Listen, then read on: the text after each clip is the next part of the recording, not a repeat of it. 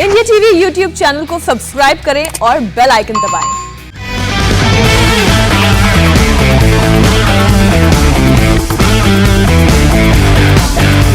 नमस्कार, आज की बात का स्वागत है। आजकल जहां भी चले जाएं, जिससे भी बात करें, एक ही बात सुनने को मिलती है, बहुत बुरा हाल है। और हाल वाकई में बुरा है।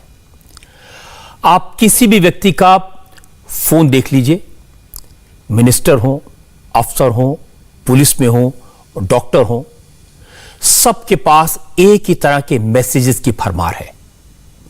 मेरे फोन में भी किसी ने लिखा, मेरे मामा जी की सांसें उखड़ रही हैं, मैं अलीगढ़ में हूं, क्या कोई ऑक्सीजन का इंतजाम करवा सकता है?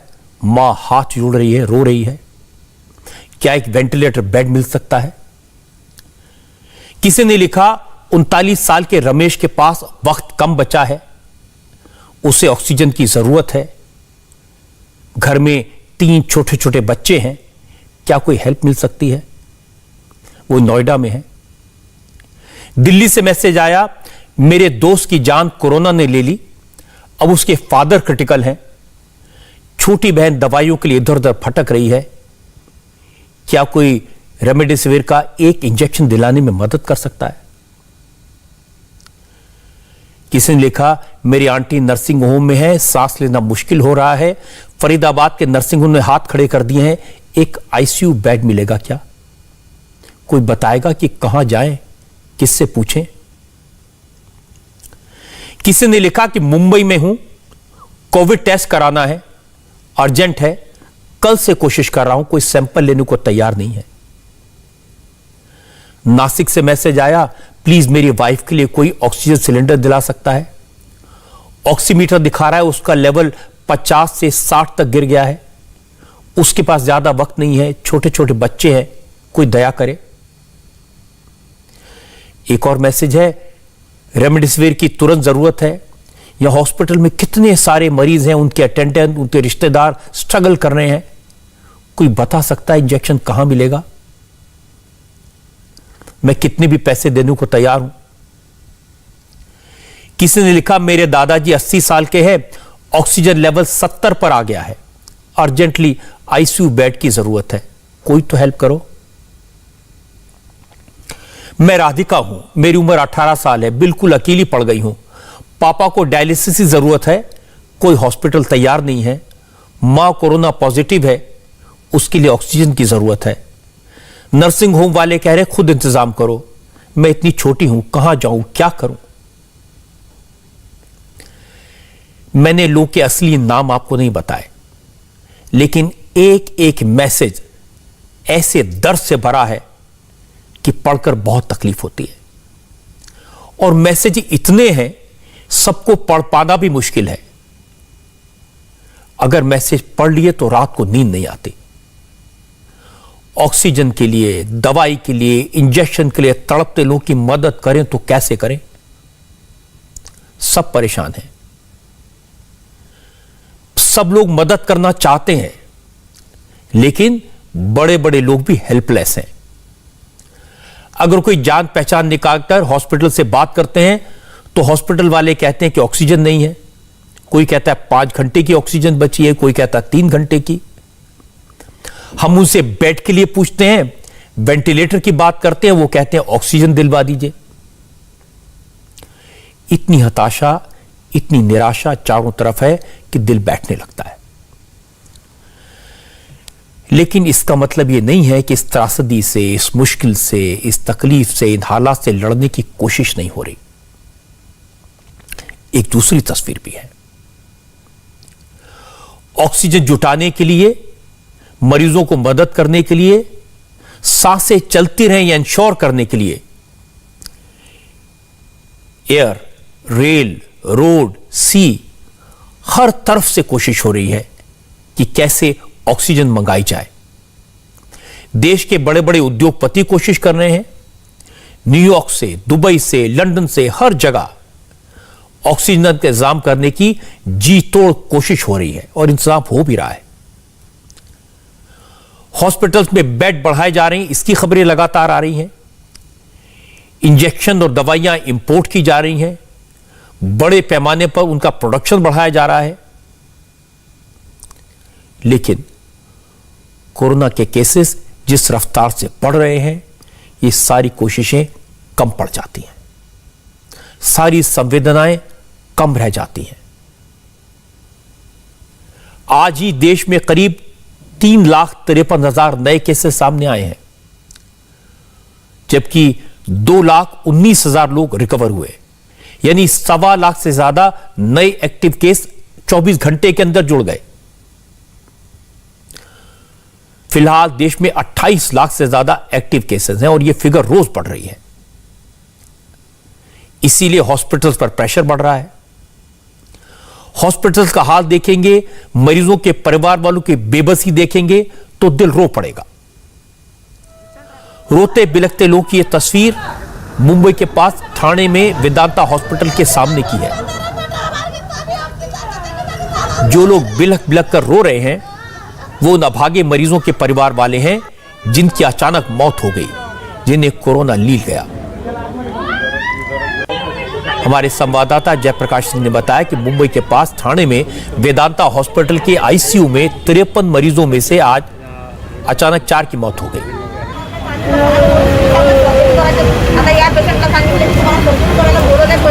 मरीजों के परिवार वालों का आरोप है कि बीती रात हॉस्पिटल में ऑक्सीजन की कमी थी, किसी ने इस पर ध्यान नहीं दिया।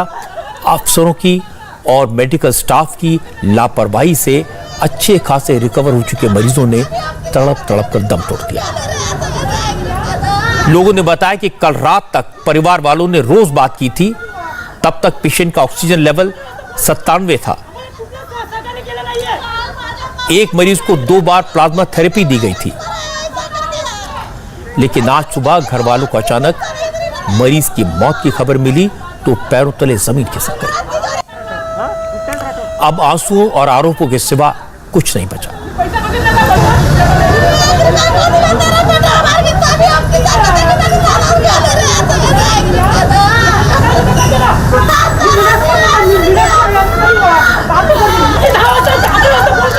सुबह से सस्पेंड में रखे यार, अभी बोलते तुम्हारा आदमी गया। कालेर में विजन हॉस्पिटल में एडमिट किया था ओजन में, तो वहाँ पे 10 दिन लगे। 11वें दिन हमको बोले जाते कि आपका पेशेंट पॉजिटिव हो गया है और हमारा हॉस्पिटल नॉन कोविड है, आपको इधर से हिलाना पड़ेगा।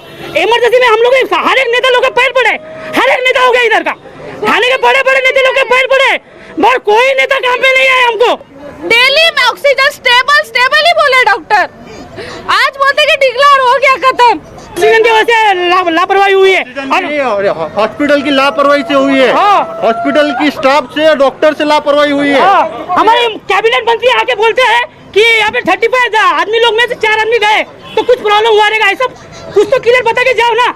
तो हमारा आदमी गया तो हमको मालूम है। आप जांच कमेटी बनाई, हाँ, कमिश्नर जो है उसकी जांच करेंगे। देखो हमको ना वो जांच कमेटी और बात कमेटी, आज तक कितनी कमेटी बनती आ रही है, वो कमेटी का क्या हुआ है क्या नहीं हुआ हमको पता है। हर रोज फोन आता है कि आपका इतना बिल हुआ, इतना बिल भरना है, इतना पैसा भरना है, 22,000 करना है। हाँ, तो हम लोग 2 दिन में 40,000 रुपए गया ब्लड चेकिंग के लिए। क्या बोल रहे हैं कि 1 लाख रुपए अगर आप भरते हो तो ही हम आपके मरीज का जो भी है वो हम लोग करेंगे, वरना नहीं करेंगे। तो हम लोग ना, हमारे पास पैसा नहीं था, हम लोग इतना अमीर नहीं है कि रातों रात पैसा लाए और दे के फिर करे करके। फिर भी हम लोग ने हमारा जी जान लगाया, सुबह फिर इसका पैर पड़ा, उसका पैर पड़ के क्या वो इंजेक्शन ला के दिया। फिर बाद में क्या बोले कि प्लाज्मा थेरेपी करना पड़ेगा, तो प्लाज्मा थेरेपी किया। फिर बोलता है एक और प्लाज्मा करना पड़ेगा थेरेपी, तो उसके लिए भी हम लोग ने जी जान लगाया, वो भी दे दिया। कल तक 97 था ऑक्सीजन लेवल, तो आज क्यों नहीं हो रहा है? परिवार वाले चीख चीख कर हॉस्पिटल पर इल्जाम लगा रहे हैं, ऑक्सीजन की सप्लाई में कमी की बात कह रहे हैं, लेकिन हॉस्पिटल का दावा है ये बेकार की बातें हैं। ऑक्सीजन की कमी एक अफवाह है। हॉस्पिटल का कहना है कि जिन मरीजों की मौत हुई वो पहले से ही क्रिटिकल हालत में थे, उनमें तेजी से इंफेक्शन फैला और मौत हो गई। मॉर्निंग 4 साढ़े 4 बजे टैंक खत्म हुआ तो किसी स्टाफ ने बोला कि अरे ऑक्सीजन खत्म हो रहा है और उसको चेंज करो। अब वो किसी रिलेटिव ने सुना, किसने सुना पता नहीं, ये अफवाह भी फैलते गया ऑक्सीजन खत्म हो गया, बट ऐसा कुछ नहीं था। टैंक खत्म हुआ था और जंबो चले थे, हमारे 25 जंबो स्पेयर में रहते हैं हमेशा। अब ये होते होते 8 बजे 9 बजे तक इतना रूमर हो गया कि भाई ऑक्सीजन के दम से 10 लोग मर गए, 15 लोग मर गए, मतलब इस तरह का अफवाह फैल गए। बट ऐसा कुछ भी नहीं है। 53 बेड में कम से कम 30, 35, 25 लोग हमेशा सीरियस पेशेंट रहते हैं। आईसीयू में उन्हीं पेशेंट को एडमिट किया जाता है जो सीरियस हो। बाहर उनको ज़्यादा मॉनिटरिंग की जरूरत है, ऑक्सीजन की जरूरत है, बाईपैप की जरूरत है, वेंटिलेटर की जरूरत है। तो ये जो 4 डेथ हुआ है ये 2:45 बजे रात से लेकर अभी 12:10 तक हुआ है। और ठीक है, ये हॉस्पिटल के लिए या कोविड सिचुएशन में आप इसको नॉर्मल बोल सकते हो, ठीक है। डेथ होना तो खैर बुरी बात है, लेकिन कोविड सिचुएशन को नॉर्मल बोल सकते हो क्योंकि इतने सारे पेशेंट हैं और बहुत बैड पेशेंट हैं। मरीज के परिवार वाले बताते हैं कि रात में वीडियो कॉल पर मरीज से बात हुई थी। उसका ऑक्सीजन लेवल 97 था। अचानक उसकी मौत हो जाए ये बात थोड़ी अजीब लगती है, लेकिन चूंकि हॉस्पिटल में अचानक 4 मरीजों की मौत हो गई तो हंगामा मच गया। मंत्री पहुंच गए, नेता पहुंचने लगे। महाराष्ट्र के कैबिनेट मिनिस्टर जितेंद्र आव्हाड ने हॉस्पिटल पर लगे आरोपों की जांच के लिए एक हाई लेवल जांच कमेटी बना दी, लेकिन साथ ही हॉस्पिटल को क्लीन चिट भी दे दी। कहा अगर ऑक्सीजन की सप्लाई रुकती तो सब मरीजों को दिक्कत होती, सिर्फ 4 क्यों मरते। देखो ऐसा है कि 35 का अगर सेक्शन है वेंटिलेटर का, तो वेंटिलेटर को जो ऑक्सीजन जाता है वो एक पाइपलाइन से जाता है ना।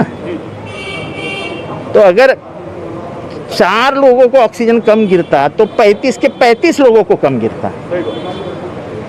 तो इसीलिए मैं कह रहा हूं कि जांच करके फिर इसमें से असली बात बाहर आएगी।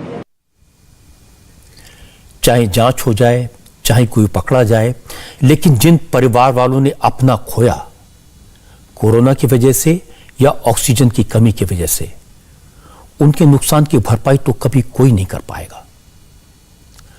महाराष्ट्र में हालत सबसे ज्यादा खराब है और ये वहां के सिस्टम की लापरवाही की वजह से है।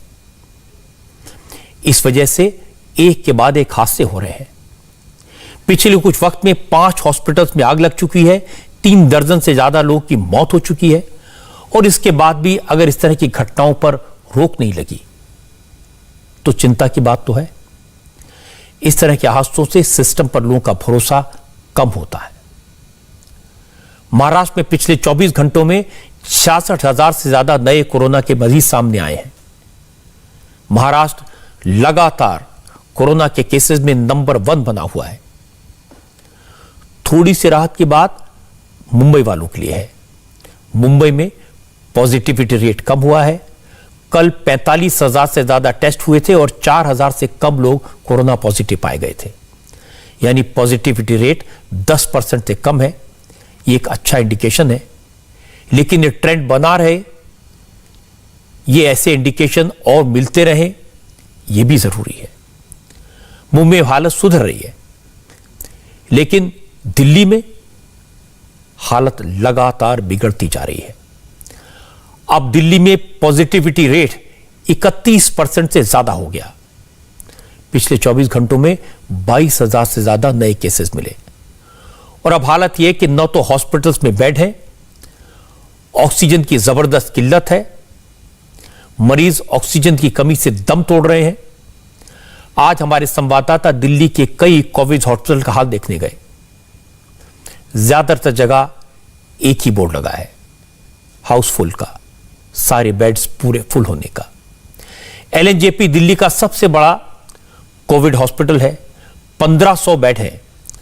हमारे संवाददाता सैयद नजीर ने बताया कि हॉस्पिटल के बाहर बोर्ड पर लिखा है सभी 1500 बेड फुल हैं। एक भी नया मरीज भर्ती नहीं किया जा सकता। अब लोग क्या करें? घर में मरीज की हालत बिगड़ती जाए तो कहां ले जाएं? किससे कहें? किसके आगे हाथ फैलाएं? क्योंकि ये एक अकेला हॉस्पिटल नहीं है, ज्यादातर हॉस्पिटल्स का यही हाल है। ज्यादातर हॉस्पिटल्स में बेड नहीं मिल रहे। दिल्ली के सभी हॉस्पिटल्स के बाहर एम्बुलेंसेस की लाइनें लगी हैं। हॉस्पिटल में बेड के लिए मरीज एम्बुलेंस में इंतजार कर रहे हैं।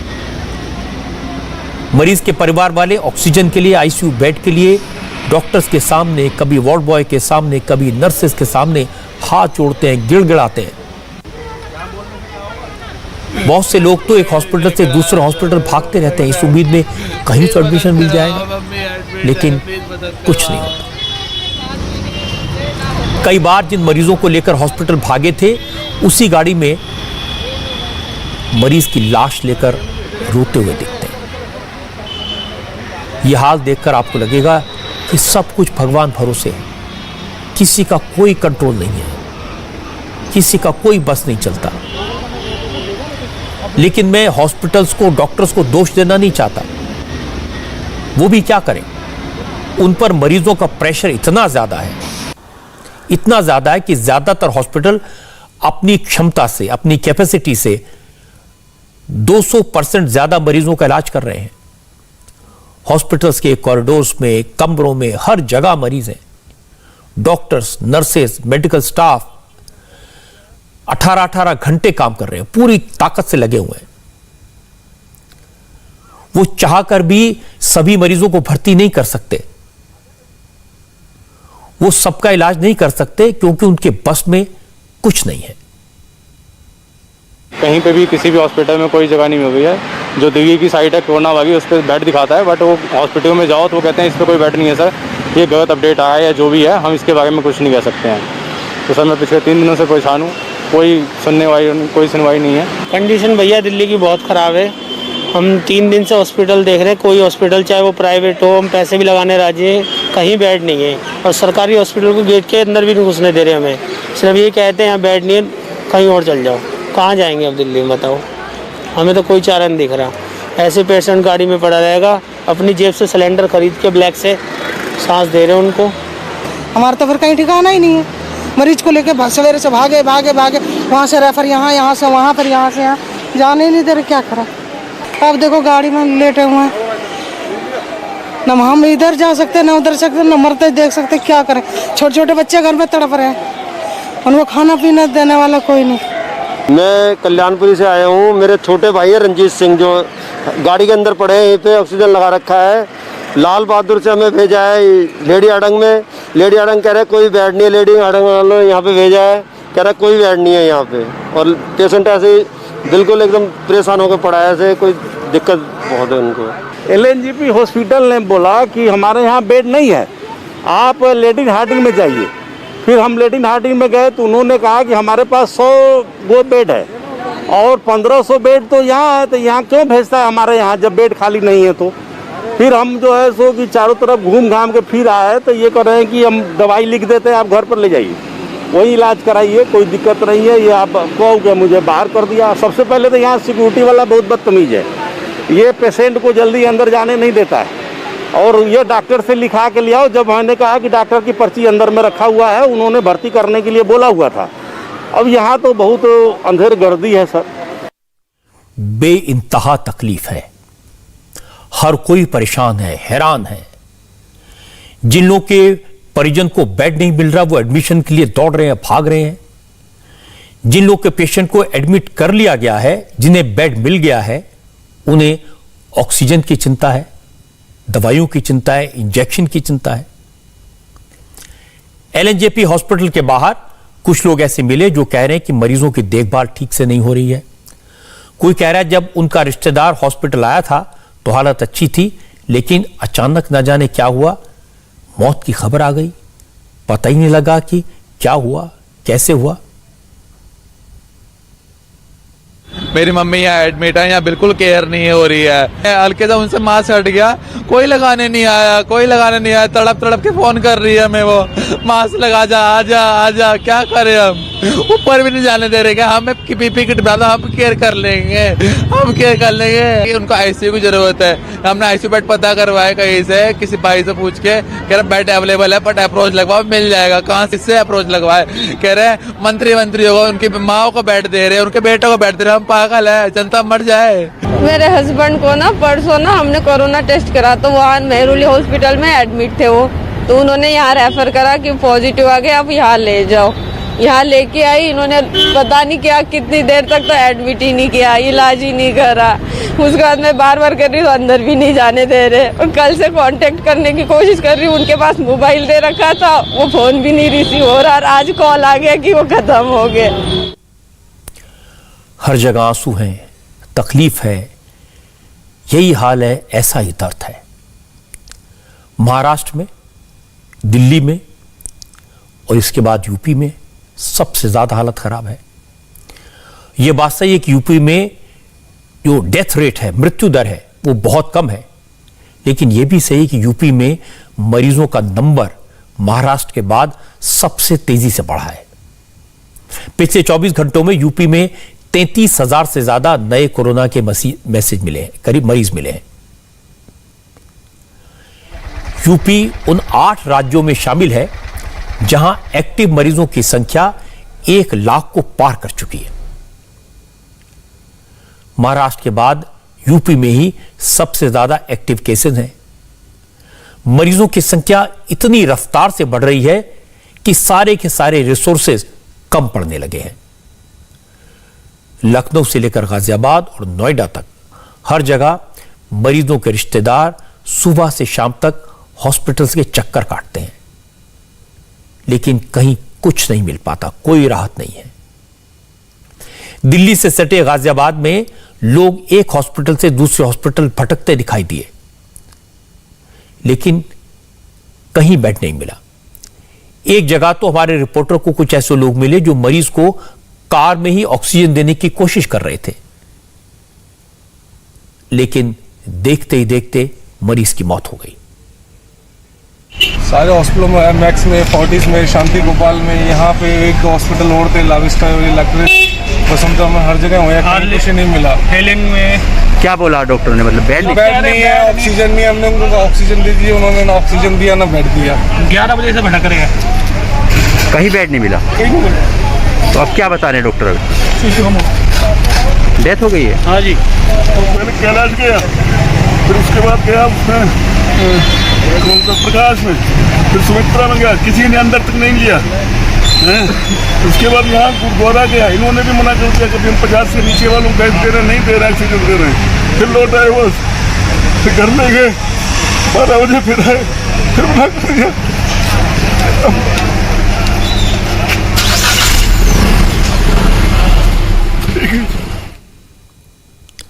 अब लोगों का रोना सुना नहीं जाता। कुछ दिन पहले तक यूपी में प्राइवेट हॉस्पिटल में एडमिट होने के लिए सीएमओ की चिट्ठी की जरूरत होती थी, लेकिन योगी आदित्यनाथ की सरकार ने इस रूल को बदल दिया, हटा दिया। इसके बावजूद कई हॉस्पिटल मरीजों के रिश्तेदारों से सीएमओ की चिट्ठी मांग रहे हैं। आज हमारी संवाददाता रुचि कुमार को लखनऊ के कोविड कमांड सेंटर के बाहर ऐसे कई लोग मिले जो मरीजों को एडमिट कराने के लिए सीएमओ का लेटर लेने आए थे। मेरी मम्मी की एडमिट करवाना है, जिनकी एज 62 है और वो डायबिटीज, हार्ट और बीपी तीनों के पेशेंट है। उनकी पल्स भी डाउन होती जा रही है। एरा गए, चरक गए, कहीं भी एडमिट नहीं करवा रहे हैं। बोले सीएमओ का लेटर लेके आओ पहले। ये रिपोर्ट नहीं आ रही है। 21 को जांच कराया, 25 को रिपोर्ट मिल रही है और फिर अस्पताल में जगह नहीं मिल रही है। हमारी आंटी अंकल दोनों को कोविड पॉजिटिव है और उन दोनों को किडनी की प्रॉब्लम है, डायलिसिस होता है और 3 दिन से मैं दौड़ रहा हूँ। दोनों में से किसी एक को भी एडमिट नहीं किया। 55 SpO2 है। कैसे तैसे सिलेंडर इधर उधर से करके उनकी जान बस चल रही है। कुछ नहीं, सब बेवकूफ़ बना रहे। वहाँ जाइए, कोई सुनता नहीं है, बिल्कुल कोई सुनवाई नहीं है।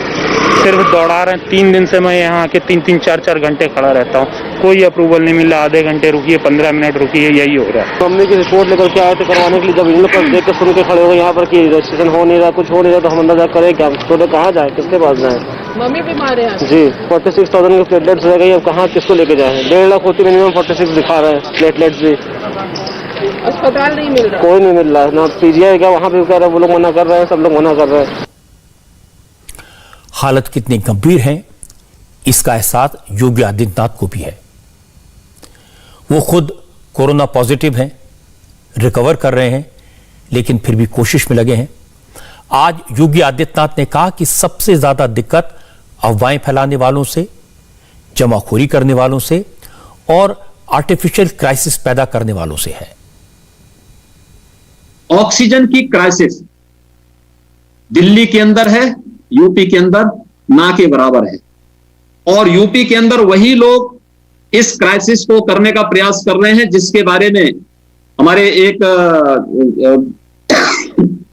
अभी मित्र ने कहा भी कि पहले से ही किसी पूर्वाग्रह से ग्रसित होकर के जो लोग किसी उसके साथ कर रहे हैं, और ये चीजें कुछ लोग जानबूझ करके शरारतन स्थिति को पैनिक बनाने का प्रयास कर रहे हैं और उसके माध्यम से अफवाह फैला करके एक नकारात्मकता पैदा करने का प्रयास कर रहे हैं। जो ये कृत्रिम अभाव पैदा करने का प्रयास किया जा रहा है, ना बेड्स की कमी है, ना ऑक्सीजन की कमी है, ना रेमडेसिविर की कमी या किसी अन्य जीवन रक्षक दवा की भी कमी नहीं है। ये कृत्रिम अभाव दिखाने का कुछ लोगों के द्वारा प्रयास और उसके माध्यम से अफवाह पैदा करके भगदड़ की स्थिति, जो लोग एक 1.5 साल से यूपी में नहीं आए हैं, वे लोग बयानबाजी कर रहे हैं, वे लोग भी बोल रहे हैं। समस्या ऑक्सीजन नहीं, समस्या एक उन जमाखोरों का है जो अनावश्यक रूप से स्थिति को पैनिक बनाने का प्रयास कर रहे हैं। एक दूसरा, जिसको ऑक्सीजन की आवश्यकता नहीं, जब वह भी लाइन में खड़ा होता है तो एक उस जरूरतमंद का हक मारा जाता है, जिसको वास्तव में होम आइसोलेशन के दौरान भी उसको ऑक्सीजन की आवश्यकता है, या बहुत सारे श्वास के रोगी होंगे जिनको पहले से डॉक्टर ने सजेस्ट किया है, उसका हक वो लोग मार रहे हैं। इसमें कोई शक नहीं कि उत्तर प्रदेश की सरकार, यूपी के मुख्यमंत्री कोरोना से लड़ने के लिए जुटे हैं, लेकिन समस्या इतनी बड़ी है, संकट इतना गहरा है, किसी भी राज्य सरकार के लिए, किसी एक सरकार के लिए सब कुछ ठीक कर देना, जल्दी से ठीक कर देना संभव नहीं है। उत्तर प्रदेश में सबसे बड़ी दिक्कत है कि कोरोना का वायरस अब गांवों तक पहुंच गया है। सरकार कोशिश तो कर रही है, जैसे आरटी-पीसीआर टेस्ट की रिपोर्ट देर से आ रही थी तो योगी आदित्यनाथ ने यह फैसला किया कि एंटीजन टेस्ट के आधार पर ही हॉस्पिटल में एडमिट कर लिया जाए। पहले एक हॉस्पिटल से दूसरे हॉस्पिटल में पेशेंट को शिफ्ट करने में सीएमओ के लेटर की जरूरत थी, उसे खत्म कर दिया गया।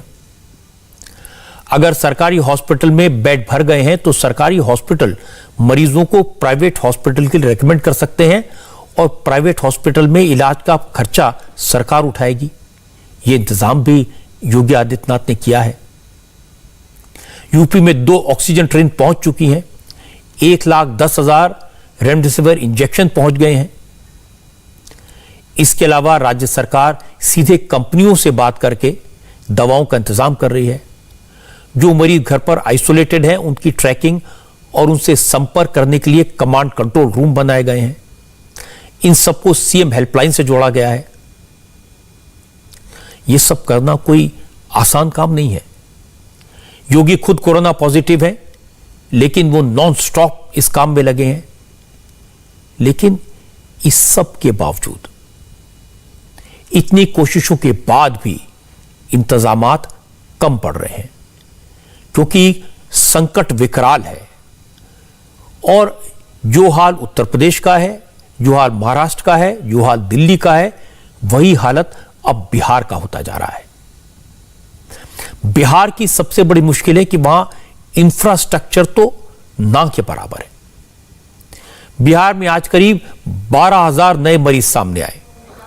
यह फिगर दूसरे राज्यों की तुलना में कम लगता है, लेकिन हकीकत यह है कि चूंकि इंफ्रास्ट्रक्चर नहीं है, हेल्थ सिस्टम नहीं है, इसलिए हालत ज्यादा खराब है। आज हमारे संवाददाता नीतीश चंद्र पटना के Nalanda medical college and hospital पहुंचे। जो तस्वीरें आई वो डराने वाली थी। कोई मरीज हॉस्पिटल के बाहर स्ट्रेचर पर लेटा था, तो किसी को गाड़ी के अंदर ही ऑक्सीजन लगी हुई थी। सारे मरीजों के परिवार वाले इस कोशिश में थे किसी तरह बेड मिल जाए। बेड ना मिले तो डॉक्टर हॉस्पिटल के अंदर कॉरिडोर में ही मरीज को लेटने दे, लेकिन एडमिशन तो मिल जाए। कोविड पेशेंट है, सीरियस पेशेंट है, समझे, सीरियस पेशेंट है, उसका सांस भी नहीं चल रहा है। डॉक्टर बोले कि ईसीजी करा करके लाइए, लग रहा है कि हार्ट नहीं चल रहा है।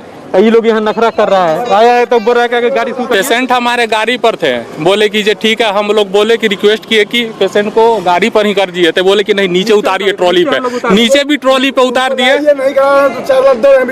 ट्रॉली पे भी उतार रहे हैं तो बोल रहे हैं कि खर्चा उर्चा देवे नहीं करिएगा तो कैसे कर देंगे। उतार दिए ट्रॉली से, तो खर्चा दीजिए।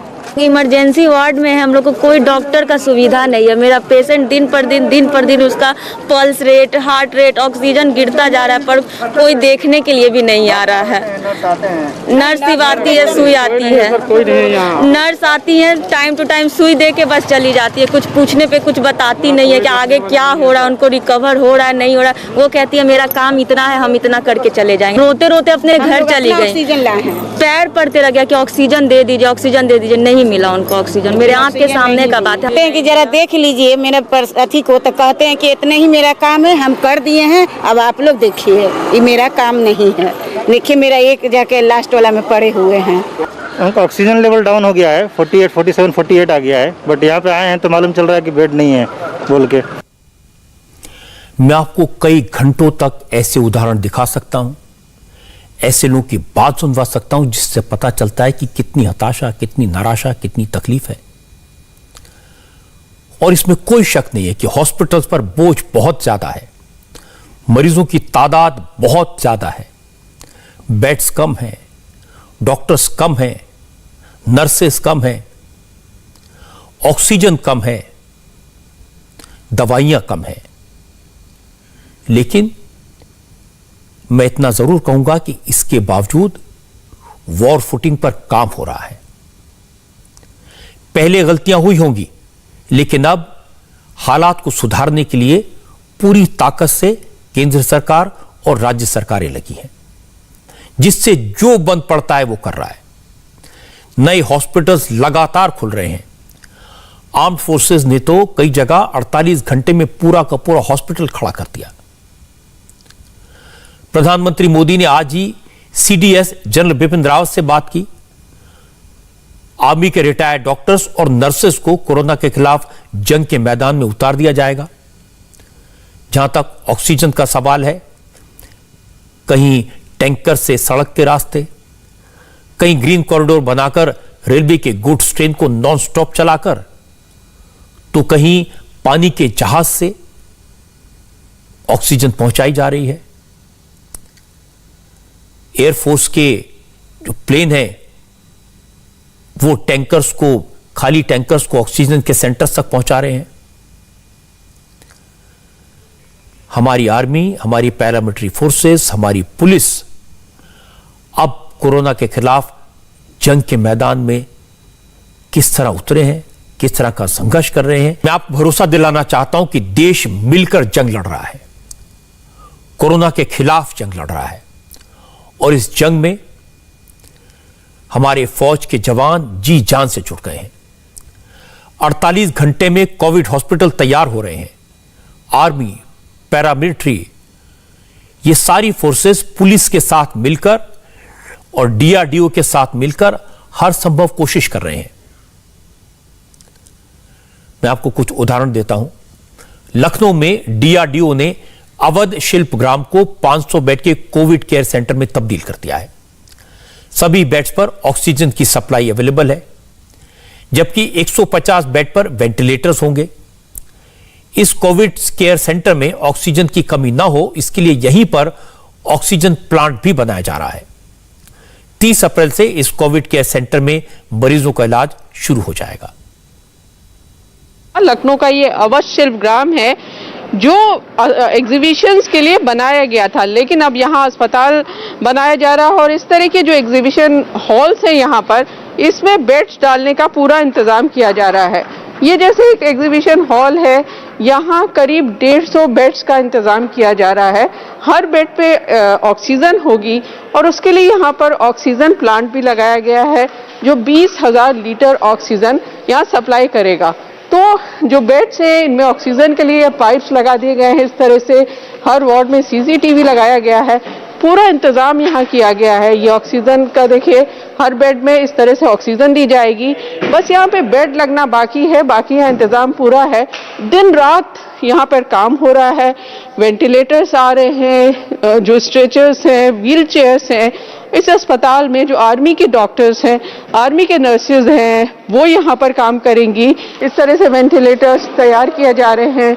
लोग 24 घंटे लगे हुए हैं इन वेंटिलेटर्स को ये क्योंकि अलग अलग पार्ट्स में आते हैं, इसमें 5 अलग अलग हिस्से होते हैं, उनको जोड़ना पड़ता है। यहाँ पे लोग लगे हुए हैं इस तरह से सारे, और इसमें यहाँ देखिए बेड्स भी बनाए गए हैं। जब ये वेंटिलेटर्स पूरे तैयार हो जाएंगे, असेंबल हो जाएंगे, तो इन वेंटिलेटर्स को अलग अलग हॉल में अलग अलग बेड्स पे लगाया जाएगा। तो बड़ी राहत की खबर है लखनऊ में, क्योंकि कोरोना के मरीज लगातार बढ़ रहे हैं, अस्पतालों में बेड नहीं मिल रहा है। तो ये अस्पताल मुख्यमंत्री योगी आदित्यनाथ का कहना है कि 30 अप्रैल तक बनकर तैयार हो जाएगा। रुचि कुमार हमारी संवाददाता जो ये खबर दे रही हैं, वो भी बहुत हिम्मत करके, बहुत खतरा उठा करके हर रोज इस तरह की रिपोर्ट भेज रही हैं। उनके अपने परिवार में कई लोग कोरोना पॉजिटिव हैं, उनको देखना, उनके लिए हॉस्पिटल बेड का इंतजाम करना, उनके लिए ऑक्सीजन का इंतजाम करना और फिर साथ साथ आप तक खबरें पहुंचाना, ये कोई कम बड़ा चैलेंज नहीं है। रुचि आज मुझे बता रही थी कि लखनऊ में इस समय 52,000 से ज्यादा एक्टिव मरीज हैं और ऐसे में अगर 500 बेड का ये बड़ा हॉस्पिटल मिल जाता है तो लोगों को काफी राहत मिलेगी। लखनऊ की तरह भोपाल में भी आर्मी ने सिर्फ 48 घंटे में 150 बेड का आइसोलेशन सेंटर तैयार कर दिया है। जिन बैरकों में आर्मी के जवान रहते थे, उन बैरकों को खाली करवाकर आइसोलेशन सेंटर तैयार किया गया है। राजधानी भोपाल में महज 48 घंटे के अंदर सेना के 300 जवानों ने 150 बेड का एक आइसोलेशन सेंटर बना दिया है। ये तस्वीरें आप देख सकते हैं, ये उसी आइसोलेशन सेंटर की हैं जहां पर अब एसिम्प्टोमेटिक मरीज, जो कम संक्रमित मरीज हैं, उन्हें भर्ती किया जा सकेगा। इस तरीके के जो बाकायदा तमाम जितने भी जरूरी उपकरण हैं वो रखे गए हैं। ऑक्सीजन सिलेंडर्स के साथ, इंसिनरेटर्स के साथ जो कंसंट्रेटर हैं वो रखा गया है ताकि भोपाल में मौजूद हमारे संवाददाता खुद कोरोना पॉजिटिव रह चुके हैं, ठीक हुए और फिर हिम्मत से काम में जुट गए। पैरामिलिट्री फोर्सेस, आर्मी, सब लोग अपने अपने लेवल पर काम में जुटे हैं और पुलिस वाले भी, वो भी अपने लेवल पर कोरोना के खिलाफ इस जंग में पूरी तरह मदद कर रहे हैं। कानपुर में रिजर्व पुलिस लाइन में कोविड सेंटर बनाया गया है। हालांकि यहां पर सिर्फ 16 बेड हैं, लेकिन सभी बेड पर ऑक्सीजन का इंतजाम किया गया है और आप जानते हैं आजकल तो एक एक बेड की जरूरत है। खास बात है कि पुलिस वालों ने सिर्फ एक दिन में इस कोविड सेंटर को बनाकर खड़ा कर दिया। दिल्ली में आईटीबीपी ने दिल्ली के छतरपुर इलाके में सारी सुविधाओं से लैस कोविड केयर सेंटर बनाया है। राधा स्वामी सत्संग ब्यास के आश्रम में इस Sardar Patel Covid care centre को आज ऑपरेशनलाइज किया गया। हमारी संवाददाता गोनिका अरोड़ा ने बताया कि फिलहाल यहां 500 बेड हैं। जल्दी इस कोविड केयर सेंटर में 200 नए आईसीयू बेड भी लगाए जाएंगे। देश संकट में है, इसलिए सरकार, army, air force, paramilitary forces, railways, सबकी मदद ली जा रही है। इस वक्त सबसे ज्यादा जरूरी है ऑक्सीजन, और चूंकि ऑक्सीजन की सप्लाई क्रायोजेनिक टैंकर में होती है, वो टैंकर अवेलेबल है या नहीं, ये एक बड़ी दिक्कत है। और दूसरी दिक्कत है टैंकर्स को प्लांट तक ले जाना और फिर उसे वापस लाना। ट्रांसपोर्टेशन के टाइम को बचाने के लिए एयरफोर्स मदद कर रही है। आज ग्वालियर से एयरफोर्स का C-17 Globemaster transport plane cryogenic tankers को लेकर रांची पहुंचा। दूसरे ग्लोब मास्टर प्लेन के जरिए ऑक्सीजन टैंकर्स को भोपाल से गुजरात के जामनगर पहुंचाया गया। अगर ये टैंकर बाई रोड भेजे जाते तो 18 घंटे का वक्त लगता, प्लेन से महज 2 घंटे में पहुंचेंगे, यानी 16 घंटे की बचत।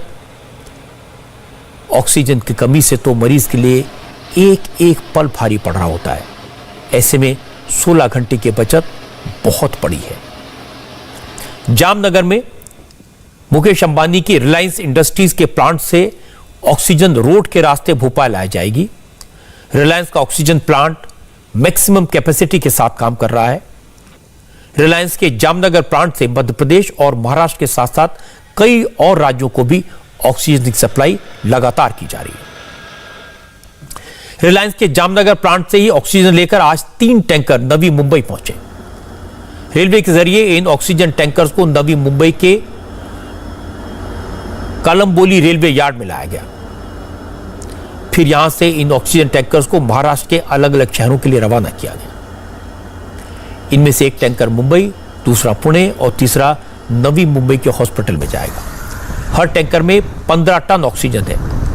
ग्रीन कॉरिडोर बनाकर इन टैंकर्स को हॉस्पिटल लाया गया। दिल्ली में भी सरकार ऑक्सीजन क्राइसिस को दूर करने की कोशिश में लगी है।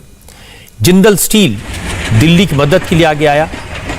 जिंदल स्टील के रायगढ़ के प्लांट से ऑक्सीजन के 4 टैंकर्स को रेलवे की मदद से दिल्ली लाया जा रहा है। आज रात तक इनके दिल्ली पहुंचने की उम्मीद है। आज रेलवे की तरफ से कहा गया कि उसने अब तक 302 मीट्रिक टन ऑक्सीजन ट्रांसपोर्ट की है, जबकि 154 मीट्रिक टन ऑक्सीजन अभी रास्ते में है। Army, paramilitary forces, police, railway, सब लोग मुसीबत वक्त जिस तरह लोगों की मदद कर रहे हैं, उसकी जितनी तारीफ की जाए कम है। 48 घंटे में 500 बेड का हॉस्पिटल तैयार करना आसान नहीं होता। आपको जानकर हैरानी होगी कि 24 अप्रैल तक हमारे देश में रोजाना करीब 7,200 मीट्रिक टन ऑक्सीजन का प्रोडक्शन हो रहा था। आज 26 अप्रैल है और इस वक्त देश में ऑक्सीजन का प्रोडक्शन 9,000 टन से ज्यादा हो गया है। 48 घंटे में अगर ऑक्सीजन का प्रोडक्शन 2,000 मीट्रिक टन बढ़ता है तो यह बड़ी अचीवमेंट है। अच्छी बात यह कि इस वक्त पूरी दुनिया भारत के साथ खड़ी हो गई है। अमेरिका, जर्मनी, ब्रिटेन और सऊदी अरब जैसे तमाम देशों ने आज कैसे भारत की मदद का प्रॉमिस किया। कोरोना से जंग की अच्छी खबर भी आपको दे दूं। मुश्किल वक्त में America, Japan, Germany, Britain, Singapore, UAE, सऊदी अरब जैसे तमाम मुल्क भारत के साथ खड़े हो गए हैं। अमेरिका ने भारत को बड़ी मात्रा में ऑक्सीजन कॉन्सेंट्रेटर देने का भरोसा दिया है। आज न्यूयॉर्क से नई दिल्ली के लिए जो पैसेंजर फ्लाइट आई, उसी फ्लाइट में 328 ऑक्सीजन कॉन्सेंट्रेटर मौजूद थे। आमतौर पर होता है कि इस तरह के मेडिकल इक्विपमेंट के लिए अलग से स्पेशल प्लेन रवाना होता है। अब ये 12-13 घंटे में अमेरिका पहुंचता, फिर ये सामान भारत आता, लेकिन वक्त की बेहद कमी है। ऑक्सीजन की जो जरूरत है बहुत जल्दी है, इसलिए सारा समय बचाया गया। पैसेंजर प्लेन्स में ही इक्विपमेंट लोड कर दिए गए और फिर इन्हें दिल्ली एयरपोर्ट पर बाकी सामान के साथ अनलोड किया गया। अब केंद्र सरकार की तरफ से ऑक्सीजन कॉन्सेंट्रेटर्स हॉस्पिटल्स को प्रायोरिटी बेसिस पर दे दिए जाएंगे। प्रेसिडेंट जो बाइडेन ने आज कहा कि जब हम मुसीबत में थे, जब हम परेशानी में थे, तब भारत ने हमारी मदद की थी। अब मदद करने की अमेरिका की बारी है। अमेरिका के प्रेसिडेंट बाइडेन ने कहा कि इस पेंडेमिक की शुरुआत में जब हमारे हॉस्पिटल पर भारी दबाव था, उस वक्त भारत ने जिस तरह से अमेरिका की मदद की थी, उसी तरह भारत में जरूरत के समय हम भी मदद करने के लिए प्रतिबद्ध हैं। प्रेसिडेंट बाइडेन ने इस ट्वीट के साथ नेशनल सिक्योरिटी एडवाइजर जैक सल्विल का एक ट्वीट अटैच किया और इसमें भारत और अमेरिका के नेशनल सिक्योरिटी एडवाइजर के बीच हुई बातचीत को लेकर एक डिटेल स्टेटमेंट शेयर किया गया। मैं कहूंगा कि इसमें भारत कहने से अजीत डोभाल का प्रयास बहुत बड़ा है। इस स्टेटमेंट में लिखा गया कि दोनों देश मिलकर कोरोना के खिलाफ लड़ाई लड़ रहे हैं। कोविशील्ड वैक्सीन बनाने के लिए raw material America urgent basis पर भारत को प्रोवाइड करा रहा है। अमेरिका कोरोना के मरीजों और फ्रंटलाइन वर्कर्स की मदद के लिए rapid diagnostic test kits, ventilators और पीपी किट भी भारत भेजेगा। इसके साथ साथ अमेरिका भारतीय वैक्सीन कंपनी बायोई को कोरोना वैक्सीन की 100 करोड़ डोज बनाने में मदद करेगा। आज एक रिपोर्ट मैंने पढ़ी थी जिसमें कहा गया कि अमेरिका के पास वैक्सीन की करीब 30 से 40 मिलियन डोजेस स्टॉक में है। यह एस्ट्राजेनेका वैक्सीन है जिसे हमारे देश में कोविशील्ड के नाम से जाना जाता है। Brown university of public health के प्रवक्ता ने बताया है कि पिछले साल अमेरिका ने एस्ट्राजेनेका के साथ 300 मिलियन डोजेस का कॉन्ट्रैक्ट किया था। इसकी एक बड़ी इंस्टॉलमेंट अमेरिका पहुंची। पूरा कोटा पहुंचने में देर हो गई, तब तक दूसरी वैक्सीन अमेरिका में उपलब्ध हो गई और फिर अमेरिका में FDA ने अभी तक एस्ट्राजेनेका के इमरजेंसी यूज का ऑथराइजेशन नहीं दिया है, इसलिए ये 30-40 मिलियन वैक्सीन अमेरिका के पास हैं। जब तक अमेरिका में इसके इस्तेमाल की इजाजत मिलेगी तब तक वहां के ज्यादातर लोगों का वैक्सीनेशन हो चुका होगा। इसलिए माना जा रहा है कि अमेरिका के पास ये जो वैक्सीन का एक्स्ट्रा स्टॉक है वो भारत को दिया जा सकता है, क्योंकि भारत में कोविशील्ड का बड़े पैमाने पर इस्तेमाल हो रहा है। और सिर्फ अमेरिका नहीं, ब्रिटेन ने भी भारत को करीब 600 मेडिकल इक्विपमेंट भेजे हैं, जिनमें से 495 ऑक्सीजन कॉन्सेंट्रेटर्स हैं। इसके साथ साथ 120 नॉन इन्वेसिव और 20 मैनुअल वेंटिलेटर भी शामिल हैं। इतना ही नहीं, यह तो मदद की पहली इंस्टॉलमेंट है। इस तरह के 9 प्लेन इंडिया पहुंचेंगे और हेल्थ इंफ्रास्ट्रक्चर को मजबूती देने में मदद करेंगे। जर्मनी हो, जापान हो, मिडिल ईस्ट हो, हर तरफ से भारत के लिए मदद आ रही है। दुबई से तो हमारे C-17 ग्लोबमास्टर एयरक्राफ्ट में 7 क्रायोजेनिक ऑक्सीजन कंटेनर्स आए हैं। जापान से भी ऑक्सीजन जनरेटर आने वाले हैं। सऊदी अरब ने भारत के लिए 80 मीट्रिक टन ऑक्सीजन भेजी है। सिंगापुर से भी हमें मेडिकल इक्विपमेंट मिले हैं। जर्मनी से हम 23 ऑक्सीजन जनरेटर मोबाइल प्लांट ले रहे हैं। रशिया ने भी हर हफ्ते भारत को 4 लाख रेमडेसिविर इंजेक्शन देने का भरोसा दिलाया है। जब पूरी दुनिया कोरोना से जूझ रही है, उस वक्त भारत ने दूसरे देशों की हर संभव मदद की थी। प्रधानमंत्री नरेंद्र मोदी ने पूरी दुनिया को दवाएं और वैक्सीन देने का भरोसा दिया था। इसीलिए आज पूरी दुनिया भारत की मदद कर रही है। Army, air force, railway, paramilitary forces, police, doctors, nurses, हर कोई कोरोना के खिलाफ लड़ाई में अपना योगदान दे रहा है। तो फिर आप क्यों पीछे रहते हैं? आपको क्या करना है? इस जंग में आपका क्या रोल हो सकता है? असल में वक्त ऐसा है जब हम सबको मिलकर यह लड़ाई लड़नी है।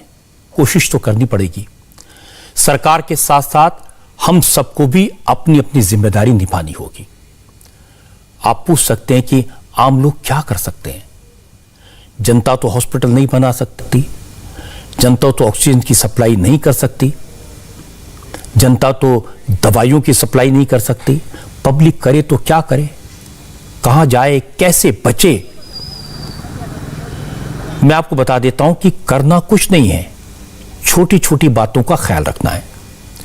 पहला तो ये, किसी तरह की लापरवाही नहीं करनी।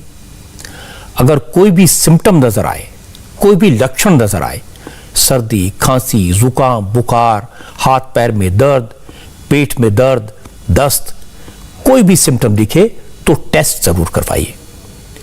और टेस्ट रिपोर्ट के आने का इंतजार किए बगैर खुद को कोरोना का पेशेंट मानकर कोरोना प्रोटोकॉल का पालन करिए। इससे खतरा काफी हद तक टल जाएगा, चेन टूटने में मदद मिलेगी। एक और बड़ी बात, जो लोग कहते हैं कि जब भीड़ में जाएं तभी मास्क लगाएं, ये अब नहीं चलेगा। आज नीति आयोग के मेंबर डॉक्टर वी के पॉल ने बताया कि अब तो वक्त आ गया कि जब घर में मास्क लगाइए, क्योंकि कोरोना का वायरस कहीं भी हो सकता है और मास्क ही आपको वायरस से बचाएगा। कहना चाहूंगा कि सीधा टाइम आ गया है कि घर में हम वैसे ही अब मास्क पहनना शुरू करें।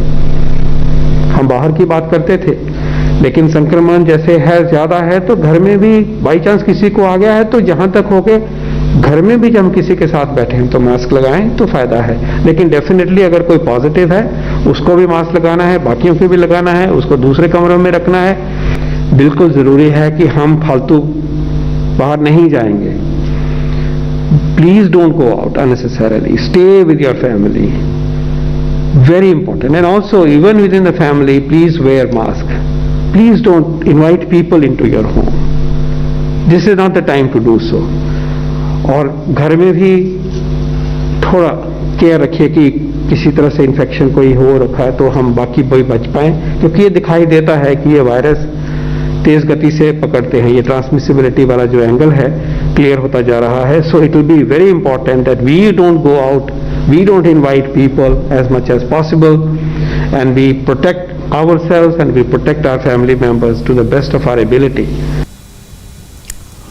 कोरोना को लेकर व्हाट्सएप पर, ट्विटर पर, फेसबुक पर, इंस्टाग्राम पर लोग अपना दुख शेयर करते हैं, लेकिन साथ साथ कुछ लोग इसका इस्तेमाल अफवाहें फैलाने के लिए करते हैं। इसकी वजह से लोगों के मन में कोरोना को लेकर डर बैठ गया है। तो कोरोना को लेकर डरने की जरूरत नहीं है। लोग कहते हैं मैं तो 1 साल से एकदम केयरफुल रहा, मैं किसी कोरोना पेशेंट के करीब भी नहीं गया, फिर भी मुझे इन्फेक्शन कैसे हो गया। एक्सपर्ट्स का कहना है कि हमारे देश में करीब 80% कोरोना के शिकार लोग एसिम्प्टोमेटिक हैं। जिन लोगों में वायरस के कोई लक्षण दिखाई नहीं देते, वो वायरस के सबसे बड़े कैरियर बन गए हैं। रिसर्च बताती है कि बंद कमरे में एक एसिम्प्टोमेटिक व्यक्ति अगर बात कर रहा है तो भी वो वायरस फैला सकता है, और चूंकि पता ही नहीं चलता, इसलिए बड़ी संख्या में लोग संक्रमित हो जाते हैं।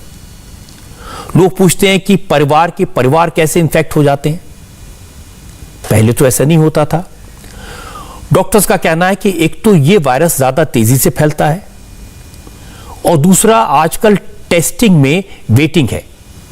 जब तक सैंपल देने का नंबर आता है और जब तक पता चलता है कि कोई व्यक्ति पॉजिटिव है, तब तक वो अपने आप को एसिम्प्टोमेटिक मानकर वो व्यक्ति लोगों से मिलता रहता है और वायरस फैला देता है। और एक बात यह भी है कि सेकेंड वेव के ज्यादातर केसेस में शॉर्टनेस ऑफ ब्रेथ, सांस लेने में दिक्कत, ये कॉमन है। इसलिए इतनी ज्यादा तादाद में ऑक्सीजन की जरूरत पड़ने लगी है। अगर कोरोना के बढ़ते केसेस की रफ्तार को रोकना है तो डरने की जरूरत नहीं, हिम्मत से लड़ने की जरूरत है। आपका डर सबसे बड़ा वायरस है, और सबसे बड़ी वैक्सीन आपकी हिम्मत है। कोरोना के प्रोटोकॉल का पालन करने की जरूरत है। ठीक से मास्क लगाना, दूरी बनाए रखना कोरोना की चेन को तोड़ने के सबसे कारगर उपाय हैं। ये आसान उपाय हैं, इन्हें आप करिए, और बड़े बड़े काम सरकारों पर छोड़ दीजिए, और सरकारों को चेताने का काम हम पर छोड़ दीजिए। नमस्ते, मैं हूं मीनाक्षी जोशी। वीडियो और खबरों से अपडेट रहने के लिए India TV YouTube channel subscribe करें, बेल आइकन दबाना ना भूलें। जुड़े रहें इंडिया टीवी के साथ।